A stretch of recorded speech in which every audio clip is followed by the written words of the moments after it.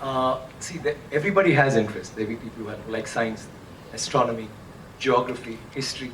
But I think the most important thing is history. As children, all of us have listened to stories of the past. Whether it's Chandamama, you have Chandamama in Hindi? All those are stories we hear. We've been told stories about the past, about kings, we've had such an illustrious past. Just a small thing that I want to bring to your notice. We all talk about the pyramids and how could they have possibly built it? How did they do it so many years ago? But do you know that in India we have so many temples, but the one with the highest gopuram is there in Thanjavur, which is where the Chola dynasty had happened, and his role, Rajaraja Cholan, had built it. That particular temple has the highest gopuram in the whole world. The top stone alone, it's a single stone that weighs 80 tons.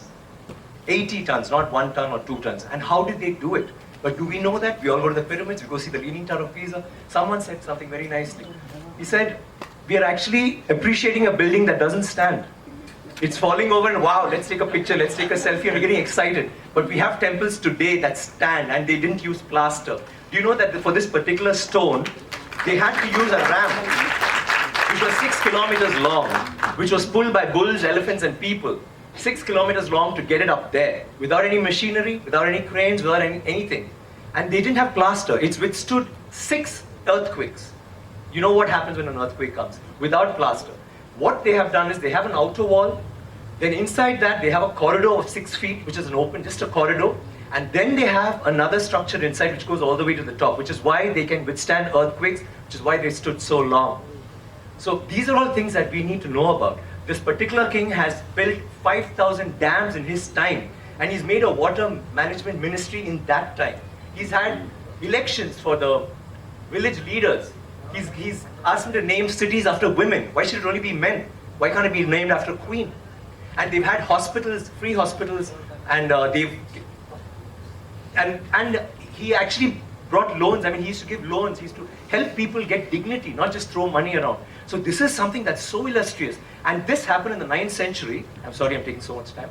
It happened in the 9th century when the rest of the world, you talk about superpowers today, the 9th century all this happened when we had the biggest maritime naval thing in the world.